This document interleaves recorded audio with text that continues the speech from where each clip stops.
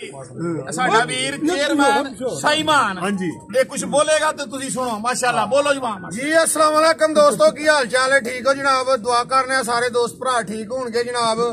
जनाब 2024 का पहला मुकाबला चौधरी नफीस भुट्टा साहब नाल सी साडा 51 बच्चों का ते इंशाअल्लाह साडे सारे भरावां दी मेहनत है और अल्लाह दी जात ने सानू इज्जत दी है। ते जनाब अगों भी साडे प्यारे ने अगला प्यारा साडा उन्हां नाल कत्तियां दा है डन ठीक है। उस तो बाद साडे होर पार्टियां नाल भी प्यारे लगे ने 21 वाला ते 15 वाला जनाब। अगले प्यारे वास्ते जनाब नफीस भुट्टा साहब नूं साडी तरफों बेस्ट ऑफ लक जनाब। पूरी तैयारी नाल भरपूर आउण साडे नाल इंशाअल्लाह।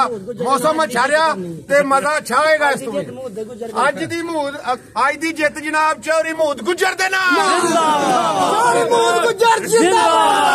उस्ताद सलाउद्दीन शहरियार